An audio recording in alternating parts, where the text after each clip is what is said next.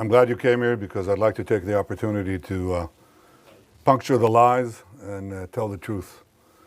The truth is that Hamas still has thousands of armed terrorists in Gaza. It vows to repeat the savagery of the October 7th massacre and to do so again and again and again. It openly professes its goal to destroy the state of Israel. It subjugates Gazans, it steals their food, it shoots them when they try to move to safe zones. And I think it's instructive that now many Gazans are fighting back. They're begging us, they're begging the world, free us, and free Gaza from Hamas. No nation can accept a genocidal terrorist organization, an organization committed to its annihilation, a stone's throw from its citizens. Our goal is not to occupy Gaza. Our goal is to free Gaza, free it from Hamas terrorists. The war can end tomorrow if Gaza, or rather if Hamas lays down its arms and releases all the remaining hostages. Gaza will be demilitarized. Israel will have overriding security responsibility. A security zone will be established on Gaza's border with Israel to prevent future terrorist incursions. A civilian administration will be established in Gaza that will seek to live in peace with Israel. That's our plan for the day after Hamas, and let me summarize it. 5 principles for concluding the war. 1, Hamas disarmed. 2nd, all hostages freed. 3rd, Gaza demilitarized. 4th, Israel has overriding security control. And 5, non-Israeli peaceful civilian administration. By that I mean a civilian administration that doesn't educate its children for terror, doesn't pay terrorists, and doesn't launch terrorist attacks against Israel. That's what we want to see in Gaza. So it's neither Hamas nor the PA. That's our plan. Given Hamas's refusal to lay down its arms, Israel has no choice but to finish the job and complete the defeat of Hamas. Now, we've done a great deal. We have about 70 to 75% of Gaza under Israeli control, military control. But we have 2 remaining strongholds, okay? These are Gaza City and the central camps in the Muasi. That's roughly, it's schematically presented here, but it's fairly accurate. Last Thursday, Israel's Security Cabinet, instructed the IDF to dismantle the 2 remaining Hamas strongholds in Gaza City and the central camps. Contrary to false claims, this is the best way to end the war and the best way to end it speedily. We will do so by first enabling the civilian population to safely leave the combat areas to designated safe zones. In these safe zones, they'll be given ample food, water, and medical care, as we've done before. And again, contrary to false claims, our policy throughout the war has been to prevent a humanitarian crisis, while Hamas's policy has been to create it. Since the beginning of the war, Israel has let in close to 2 million tons of aid. I know of no other army that has enabled such aid to go to the civilian population in enemy territory. Now, if we had a starvation policy, no one in Gaza would have survived after 2 years of war. But our policy has been the exact opposite. We let in, as I said, almost 2 million tons of aid and sent millions of text messages, millions of phone calls to Gazans to get out of harm's way. Yet in the last few months, Hamas has violently looted the aid trucks meant to get to Palestinian civilians. They deliberately created a shortage of supply. And the UN consistently refused, until recently, to distribute the thousands of trucks that we led into Gaza through the Kerem Shalom crossing. So our problems, we've had tons of uncollected food rotting on the Gazan side of the border because the UN was and still is unwilling to deliver all of it. Here are the tons and tons and tons of humanitarian aid that Israel led in to the Gazan side of the Kerem Shalom crossing. It's just sitting there because it's not distributed. So now we're going to go around this obstacle. We are going around it by doing 3 things. 1, can I show this, please? Okay. Designating safe corridors for humanitarian aid distribution. No, that's showing the problem, not showing the solution, but here it is. First, designating rather safe corridors for aid distribution. You can go, you can drive trucks there, and you'll be safe. Second, increasing the number of safe distribution points managed by the Gazan humanitarian foundations. And three, airdrops.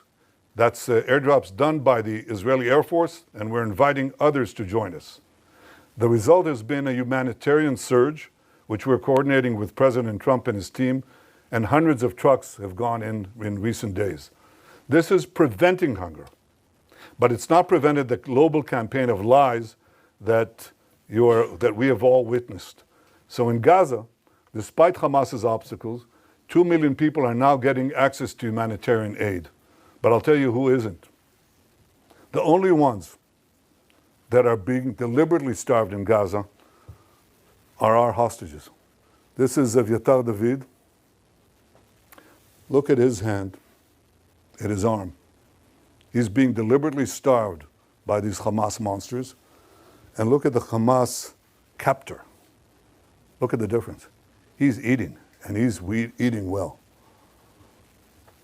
The purpose of this news conference is to puncture the lies and spread the truth, but that distortion has been propelled around the earth, almost the way that the Jewish people were maligned in the Middle Ages. Every massacre of the Jewish people was preceded by massive vilification. We were said to be spreading vermin to Christian societies. We were said to be poisoning the wells. We were said to slaughter Christian children for their blood. And as these lies spread around the globe, they were followed by horrific massacres, pogroms, displacements, finally culminating in the worst massacre of them all, the Holocaust. Today, the Jewish state is being maligned in a similar way. Everything that I told you could be verified easily, but it hasn't.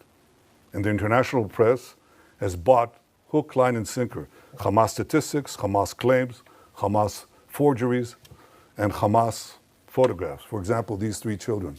The first one is Osama al-Raqub. He is in Italy getting treatment because Israel got him out. That's what he looks like today. He has a genetic disease that damages the lungs and digestive system. It makes it hard to absorb nutrients and gain weight, okay? So Israel facilitated Osama's travel to Italy, where he got the medical aid that transformed his position. The second one is Abdul Qadir al-Fayumi. He suffers from a genetic neurological disorder, spinal muscular atrophy, a degenerative condition that causes muscle wasting, weakness, and severe weight loss unrelated to nutrition. This was the real cause of his frail appearance, not starvation. In fact, he was treated in Israel in 2018. Doesn't help because it's a congenital disease and it defies most treatment at least. The third one is the most celebrated one. This is a New York Times cover photo. It's on the front page of Muhammad Zakaria Ayub and his mother. Muhammad Zakaria Ayub is suffering from a genetic illness, which you're familiar with. It's called cerebral palsy. His mother is well fed, and his brother is healthy. I'm looking right now into the possibility of a governmental suit against the New York Times because this is outrageous. Of course, the correction was postage size. I don't know where it was buried. But this is outrageous. These are the three most celebrated photos, and they're all fake. It's the kind of malignant lies that were leveled at the Jewish people in the Middle Ages. We won't suffer. We won't allow it to go unchallenged, and this is the purpose of this press conference. I hope that you open your eyes to a simple fact. Hamas lies. Now you can ask me any question you want. Thank you, Prime Minister. Could you give us, please, a timeline when you expect to conclude the new expansion of the new offensive? And if you can give us a few more details about how you're going to provide about this humanitarian surge and how GHF is going to be involved in this. Thank you. Well, the timeline that we set for the action is fairly quickly. I mean, we want to, first of all, enable safe zones to be established, facilities to be brought to, so the civilian population in Gaza City can move out, as they moved out in Rafah, by the way. You remember in Rafah? There were 1.4 million people. People said they can't, they have nowhere to go and they're not going to move out. It took us, I think, about 8 days or 6 days to move them, and they all moved. There were practically no civilian casualties because they all left. And they went to the Moasi area that I showed you before on the map. We think we can achieve a similar result that safeguards the civilian population, at the same time enables us to go at the last stronghold, the most important stronghold of Hamas, which we haven't done so up to the war. I mean, we've been there, but we haven't taken it as a goal to dismantle the Hamas stronghold there. We do now. I don't want to talk about exact timetables, but we're talking in terms of a fairly short timetable, because we want to bring the war to an end. This is how we bring the war to an end. As far as the surge is concerned, we're talking to the U.S. about additional measures, but we haven't waited. Because what we're doing, as I said, is designate safe corridors, allow, and expand the GHF distribution points, and we're trying to bring in more resources, hope to recruit some international organizations, maybe, God willing, the UN, if they ever decide to actually do something for the Palestinian people that doesn't go through Hamas. And third, increase the airdrops. The airdrops are important, but they're not the most important thing. The most important thing is ground routes that bring aid, a surge of aid to the Palestinian population as far as we can without letting Hamas loot it. Second question, yes. Prime Minister, 2 questions. Firstly, why is Israel not allowing foreign journalists into Gaza to report independently? And secondly, President Trump has said there is real starvation in Gaza. Do you disagree? Yeah, on the first question, in fact, we have decided, and I've ordered, directed the military to bring in foreign journalists, more foreign journalists, a lot. There's a problem of assuring security, but I think it can be done in a way that is responsible and careful to preserve your own safety. So the directive has been since, when is it? 2 days ago. From what you're telling me, it hasn't yet been implemented, but it should be, because I think you should see it. And one of the things you're going to see is precisely our efforts to bring in Gazans, to bring in rather food to Gaza. You'll see the trucks that have been entered Gaza and are still waiting to be distributed. You'll see Gazans who are fighting Hamas. We haven't seen it since the beginning of the war. And that's a reflection of the fact that they know that we're approaching the end stage. And these people are, risking their lives and their families, but they say, we can't take it anymore, and they fight back. And the other thing you'll see is physical destruction. And the physical destruction is not because Israel is destroying structures with people in there. That's not what's happening. Israel, in fact, is clearing the population, as in Rafah. But the Hamas terrorists who may stay in those areas booby-trap just about every single building. Not every single building, but a lot of them. And every road, and every street, and every junction, every intersection. So one of the things that we do is we place basically old APC, armored personnel carriers, with tons of explosives, and we detonate them, and they set off all the booby traps. That's why you see the destruction. And we do similar things in the tunnels. The tunnels, these terror tunnels, we put TNT in them, and we detonate that after people have left. But they're under buildings, so the buildings collapse. That's why you see destruction. You see destruction not because we go after civilian populated areas, but in fact areas that have been cleared of civilians and are still rife with terrorists. And that's how we've been able to reduce actually the civilian casualties and increase, of course, the terrorist casualties. I very much appreciate President Trump's support through this entire seven-front war, his magnificent cooperation in the battle to stop the existential threat from Iran, his support throughout, and his support now. He says 2 things. He says all 20 hostages have to be released, and he says Hamas should not be there. And I think that he, like me, he recognized the fact that there have been deprivations in Gaza caused by Hamas. Hamas has been the cause of that. And what we have to do is overcome it. So we're working together to overcome it. Thank you, Prime Minister. Is Israel working, proceeding in the belief, in the understanding that it can and will recover all 20 hostages alive militarily? Or is it proceeding in the belief or understanding that conditions of their captivity, Hamas strategy, will make that impossible?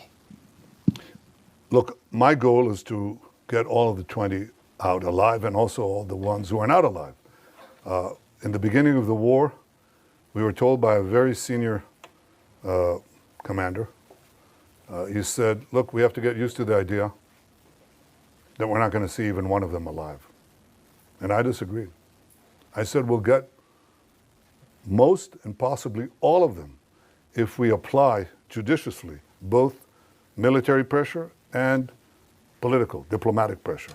So far, out of 255 hostages, we got 205 out, of which 148 are alive. 148 are alive. We have 20 living ones left in Hamas captivity, and 30 who are not alive, as I said before. If we don't do anything, we're not going to get them out.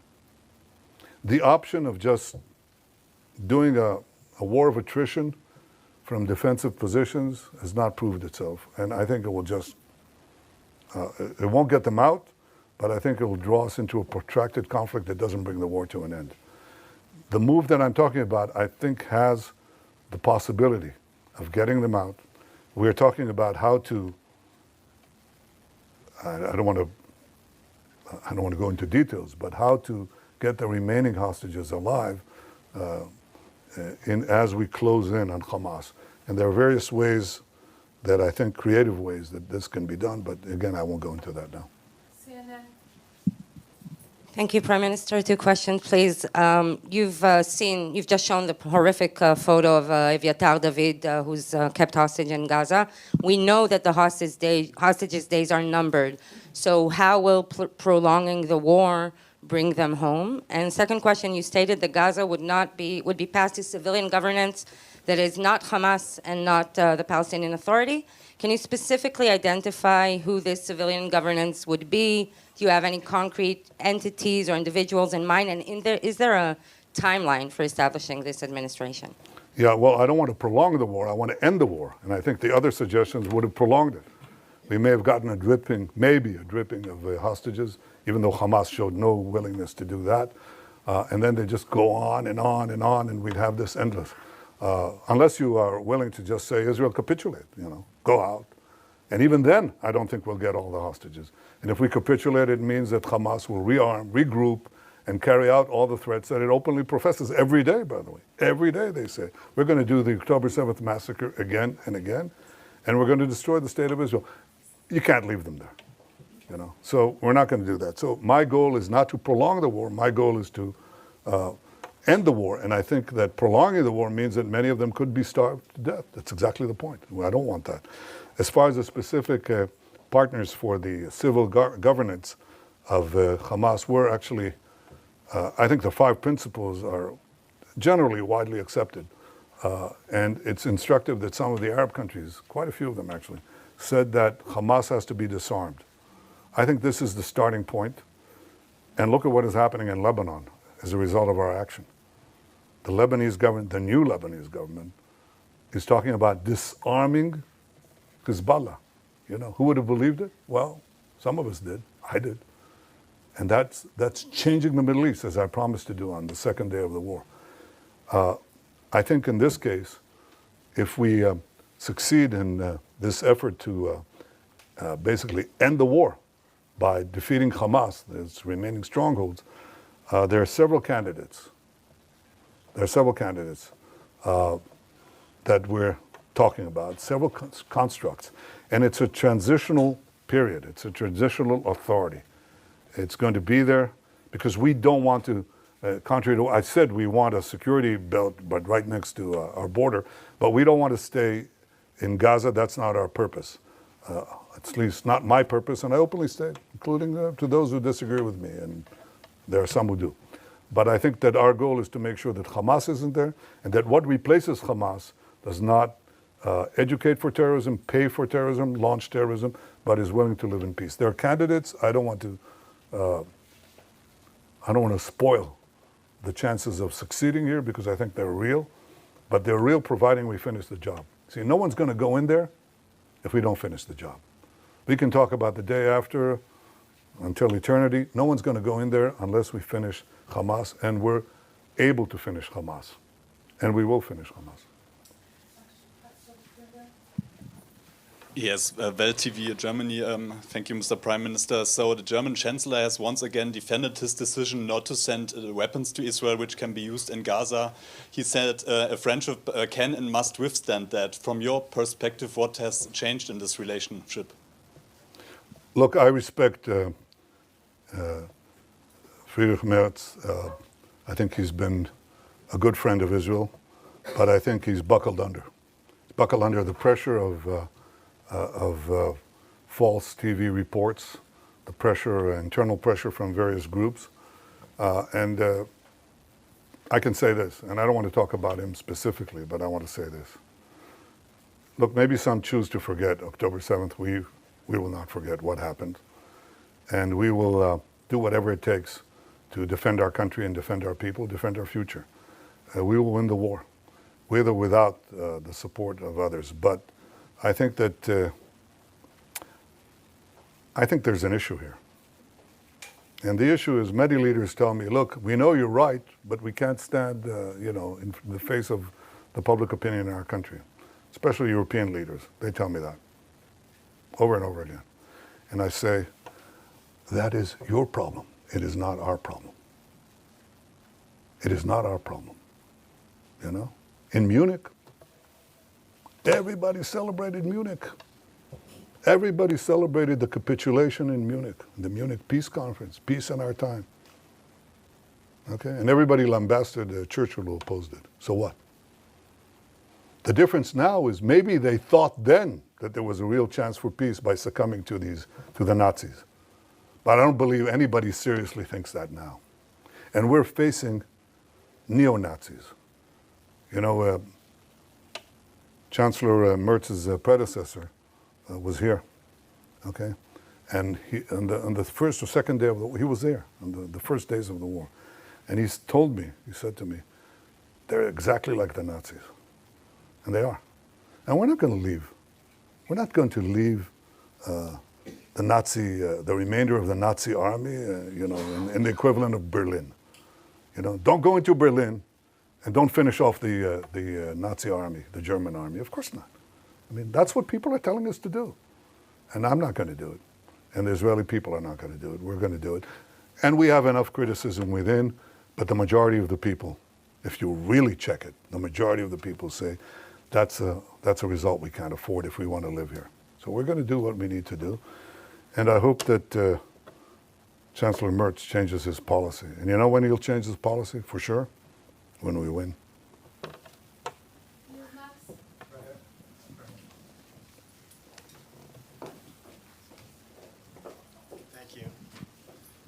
Thank you, Prime Minister. You talked about the 7-front battle. There's an 8th front, the propaganda war, the information war. Is Israel winning or losing this war? And also, have you spoken with President Trump since the Security Cabinet approved this plan? If so, can you share some of the details of that conversation? If not, do you plan on speaking with him at some point soon? And is he planning to also come to Israel at some point? Well, I suggest you ask him that. But I haven't spoken to him since next Thursday. Yes, I intend to speak to him very soon.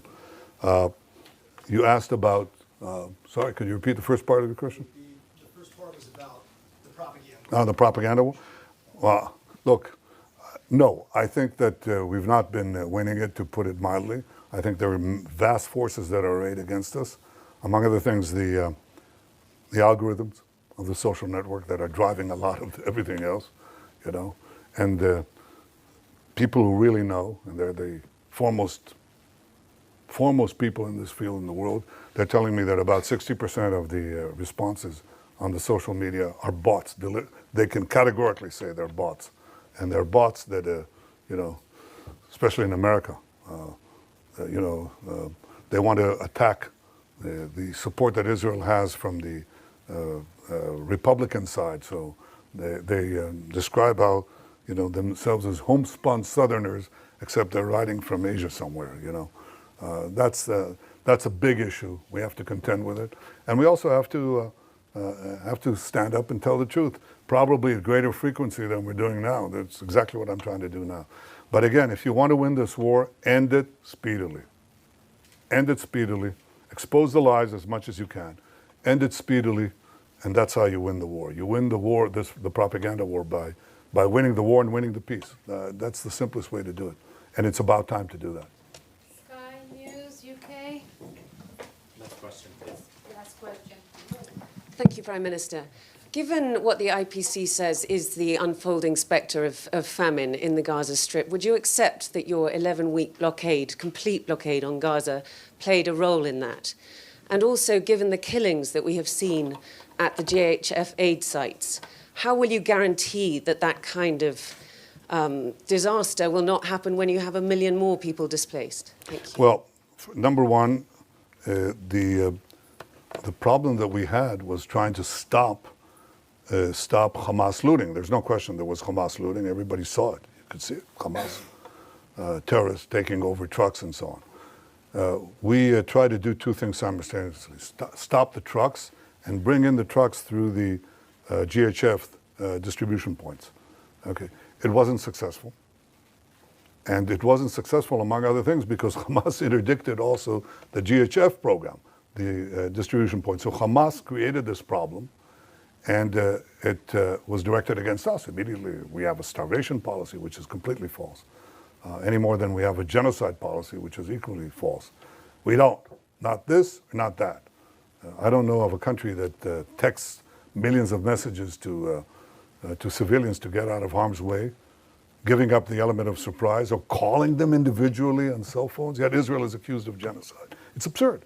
Or starvation policy. But there was a problem of deprivation. No question about it. And so we had to solve it. And the way we solve it is the way I described it to you. And there are now not 0 trucks, but at least in, I think last time I checked, hundreds of trucks that went into Gaza. That's alleviating the situation. Now we want to increase the number of distribution sites. So there's not, basically you answer this problem, or you solve this problem by the law of supply and demand. If you have a lot of supply, if you flood Gaza with food, which some of it will be pilfered, there's no way to get around that, will be looted by Hamas, but you'll have, if enough food reaches the marketplace, so to speak, then you'll see a difference. And you know what the difference is? How do we know for sure there's a difference? Because we monitor, as any one of you could, the price of food in Gaza. It's plummeted. It's plummeted ever since that we decided to take to do the humanitarian surge, and it'll plummet more if other countries join us. So I called on other countries to join in the airdrops. I actually called them to help persuade the UN to move those trucks, because every truck that goes in brings down the price of food. That's what happens. And when you have no shortage like that, then you don't have also the crowding around distribution points. And by the way, a lot of the firing was done by Hamas, seeking to have response by our forces, and very often they didn't. They held back. They stayed their fire, even though their own lives were on the line. Yeah. We're done. Thank you, Prime Minister. We're done? We're done. Thank you. Well, I couldn't resist that one. Who? Matthew Doran from ABC Australia. Oh, okay. Matthew Doran from ABC Australia. You've Yeah. seen countries such as the UK, Canada, France say that they will support Palestinian statehood in the next short while. You've described that as a reward for Hamas here. Other countries like Australia are also walking down this path, not quite there yet. How much of this is a reward for Hamas, and how much of it is actually countries like those who have repeatedly said Israel does have a right to defend itself, but are now struggling to stomach what they're seeing you and your military doing in Gaza? Well, first of all, those who say that Israel has a right to defend itself are also saying, but don't exercise that right. When we do what any country would do faced with this genocidal terrorist organization that has performed the worst attack on Jews since the Holocaust, I think we're actually applying force judiciously, and they know it. They know what they would do if right next to Melbourne or right next to Sydney, you had this horrific attacks. I think you would do it, at least what we're doing, probably maybe not as efficiently and as precisely as we're doing it. We've lost quite a few soldiers in that effort. But that's the first thing. I think that the second thing you ask is Palestinian state. Well, the assumption, the prevailing assumption in this is that the problem that we have with the Palestinians is the absence of a Palestinian state. And if they were given a Palestinian state, they would stop the efforts to destroy the Jewish state. But the Palestinians were offered a state many times, including in the partition resolution, and they turned it down. They were offered statehood by my predecessors with lavish concessions. They turned it down. Because the Palestinians are not about creating a state, they're about destroying a state. That's why they opposed the Jewish national movement to create a state. It's called Zionism. They opposed it before the inception of the Jewish state, and they've opposed it since. They've opposed it when they had the Judea and Samaria, the West Bank, and Gaza in their hold. They didn't say, let's create a state there. They didn't say that. Because again, their goal is the destruction of a state. It defies imagination or understanding how intelligent people around the world, okay, including seasoned diplomats, government leaders, and respected journalists, fall for this absurdity. It's so easy to verify, you know. And look at the PA, okay?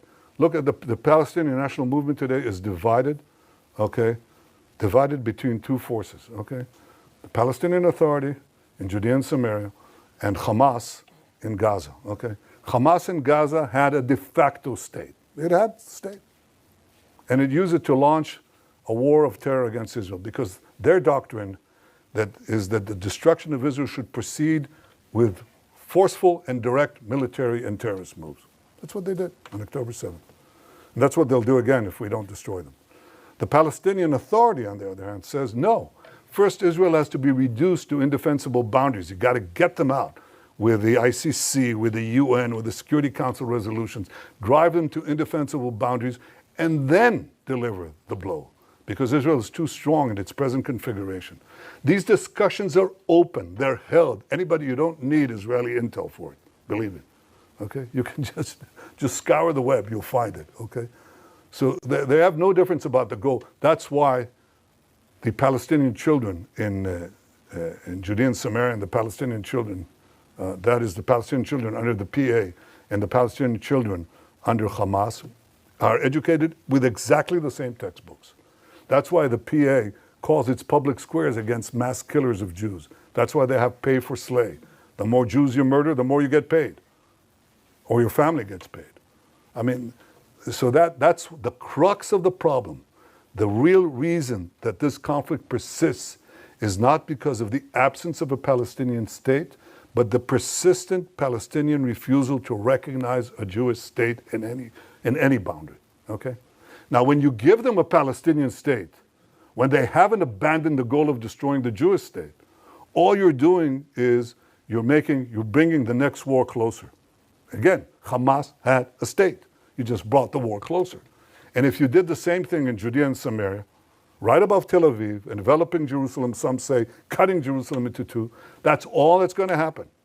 You're going to have the radicals again take it over, Iran take it over, and start a state from improved boundaries, start a war with improved boundaries. That's not going to happen. I think the solution to this problem is that the Palestinians should have all the powers to govern themselves in the places where they live and none of the powers to threaten Israel.